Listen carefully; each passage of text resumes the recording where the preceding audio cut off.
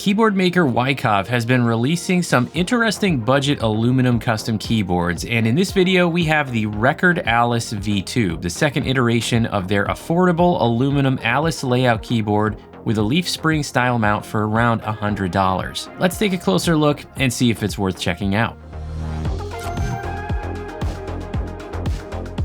Before we dive in, I want to mention that Weikav sent me the Alice V2 for the purpose of reviewing it. I was not paid to make this video, and Weikav has no input on my review. I will have purchase links in the description, which may be affiliate links depending on where I can find it for sale.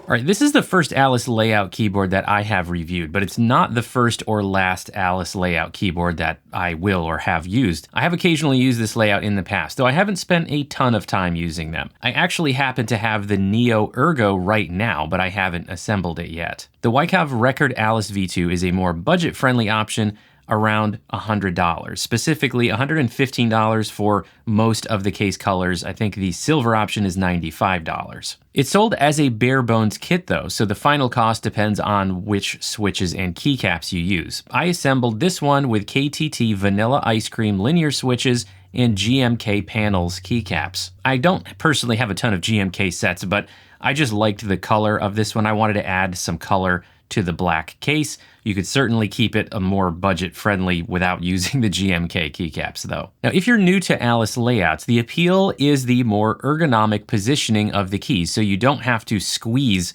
your arms and wrist into the typical position. It allows you to rest your wrists and arms in a more natural position, coming in at a slight angle. It can take some getting used to though if you spent your whole life typing on a traditional keyboard. I definitely slowed down my normal typing speed while testing the Alice V2, but you can get used to it pretty quickly because this layout is not quite as different as some other split layout keyboards. For example, there is still a fair amount of horizontal staggering to the keys, which makes it feel similar to a traditional layout. Some other split layouts either have no stagger or very little stagger, which might be a little more ergonomic, but it can also make it harder to adjust to. There are a couple things though with this particular layout that may take some extra getting used to. All right, let's start with the rundown of features and specs, and then we'll get into the pros and cons. The Weikav Alice V2 is a 65% Alice layout keyboard with 67 keys and a split ANSI layout. The construction is CNC aluminum, and there are 5 color options available. The dimensions are 347 by 131 millimeters with a front height of 20 millimeters and a rear height of 33 millimeters without the keycaps. The weight is approximately 1,300 grams or 2.86 pounds. There is only one typing angle and no adjustable feet, which is common for keyboards of this type. Connectivity includes Bluetooth for 3 devices with 125 Hz polling, 2.4 GHz with 1000 Hz polling, and USB-C wired also with 1000 Hz polling. Internals include a flex-cut, hot-swappable PCB compatible with 3 and 5-pin switches, and a leaf spring style mount with silicone beans that connect to the 2-piece polycarbonate plate. There is foam between the PCB and plate, a switch pad, and foam in the case bottom. The stabilizers are plate-mounted and pre-lubricated. The PCB does have support for PCB-mounted stabilizers. The Alice V2 is sold as a bare-bones kit without switches or keycaps. Backlighting is full south-facing RGB with an additional LED light bar on the left side of the keyboard, and the modes and brightness can be controlled with key commands. The firmware is VIA compatible for remapping and adding macros, and there are pre-programmed Mac and Windows modes controlled with key commands. The Alice V2 is available from Weikav's site as well as a few other online retailers for $99 to $115 US. I'll include some links to purchase options in the description.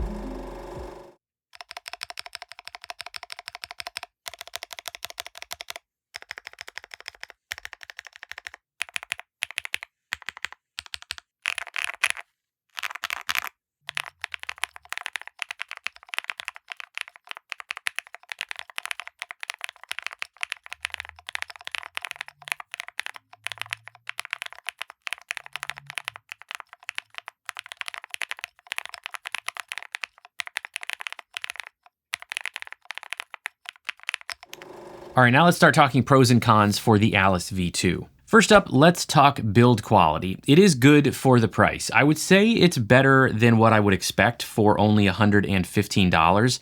I would not, however, say it's in the same class as some keyboards I've tested with slightly higher price points. The machining, for example, is not quite as smooth around the edges as, say, the EvoWorks Evo 80 that I recently reviewed, and that is priced at $170. So just to give you a reference as far as kind of what you get for the price, the quality of the machining, it's just not quite as smooth around the edges as some higher priced options.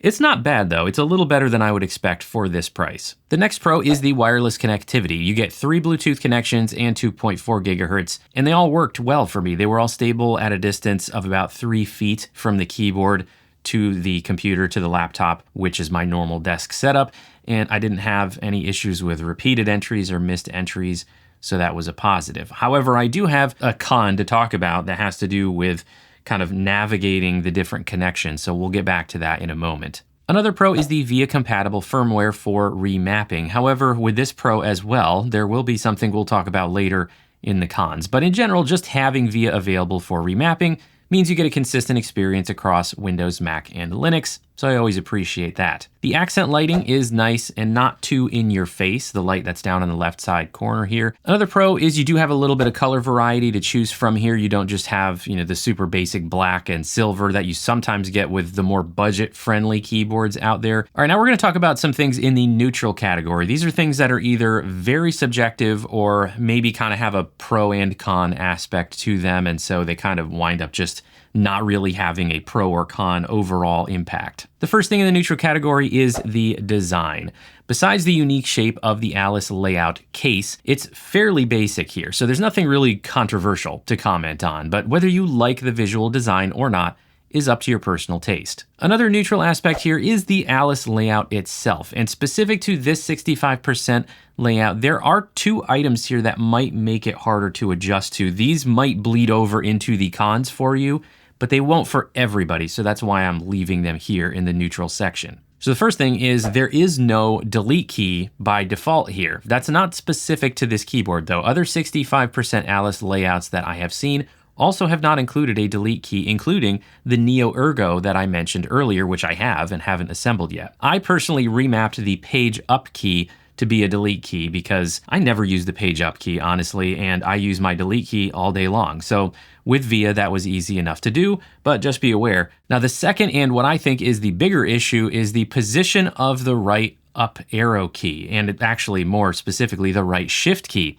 It's on the other side of the up arrow key. This leads to your little finger really just wanting to hit that up arrow key when you're trying to hit the right shift key, and this was the most common mistake I made in the week that I used the Alice V2, and it got pretty frustrating to me where I would just be typing and I would start to be getting a little bit more comfortable and picking up speed, and then I would get thrown off by hitting this up arrow instead of the right shift. So again, the reason why I'm leaving this layout topic overall in the neutral category instead of the cons is because it really depends on the individual person. If you're used to Alice layouts, or you're just really committed to getting used to it, that may not bother you overall, but it also could be annoying enough to rule out this keyboard for you. All right, another item in the neutral category is the sound and feel that we have here. This one is both subjective and also something that kind of has both pros and cons, so it's in the neutral category for a couple of reasons.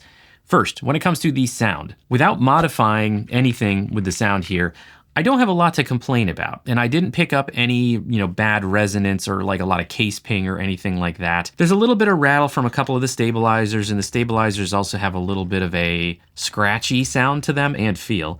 That could use a little bit of tuning, but in general, the sound isn't bad out of the box. However, because this is only sold as a bare bones kit, the sound you get is going to be highly dependent on the switches and keycaps that you choose to use here when you assemble it. So that alone is a reason to put it in the neutral category, because yours won't sound like mine unless you use the exact switches and keycaps that I did. All right, now more specifically about the feel. It's not what I would call bad, but it's a little uneven. When you take the case top off, there's quite a lot of bounce here from the leaf spring style mount and little silicone beans that connect it to the plate. I mean, it's an almost humorous amount of bounce that you get if you type on it without the case top on, but putting on the top of the case sort of squishes those mounts down and holds them down, and it limits the amount of flex that you get. So it doesn't feel particularly flexible in the center where you do a lot of your typing, where your home row is. But when you get out towards the edges where those mounts are,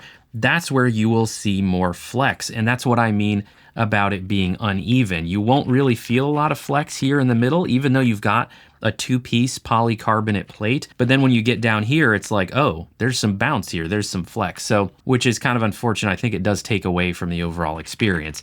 That being said, the feel, the average typing feel you get here, it's not bad. There's nothing that I'm like, oh, this feels terrible.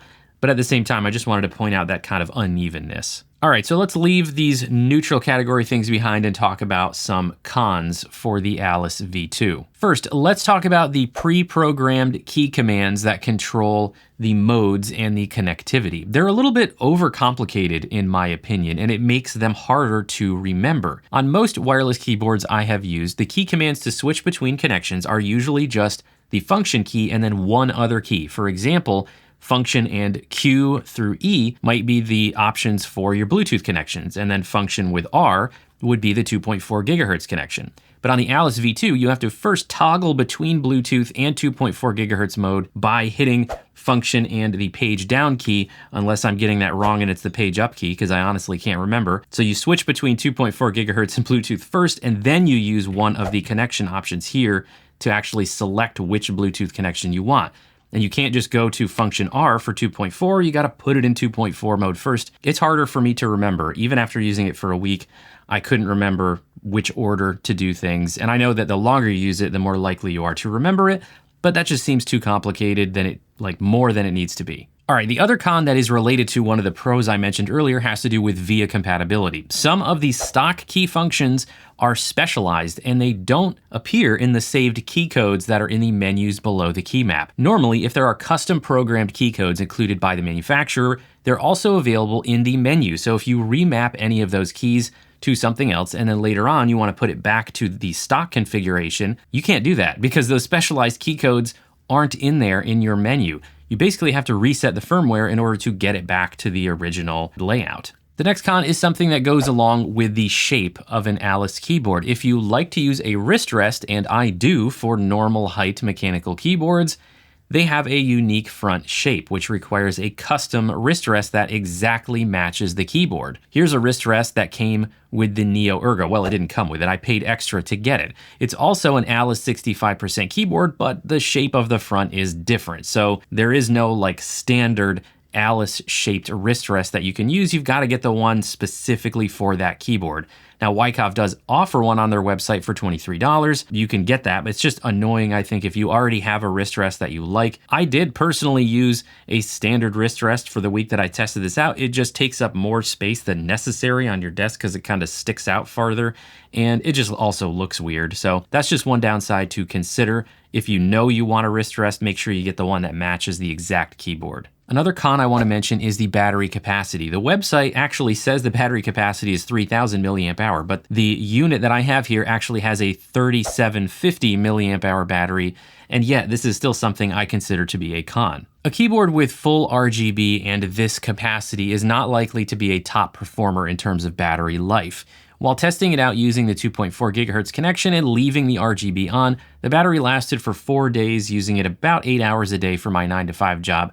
And that's with the lights on the highest setting and the sleep function on, so the lights turn off after a few minutes of no activity. With the lights off, I would expect to be able to use it for a week or two, so overall, it's not super disappointing, but certainly not leading the competition in terms of battery capacity or battery life. Now, just a couple other small things I want to mention, one of which is the power switch. It is hidden under a keycap, and it is very, very small. I am not a big fan of having the power switch for a wireless keyboard under a keycap because I just don't like having to pull a keycap every time I want to turn it on or off. However, in this case, it's under a keycap, and it's also very, very tiny.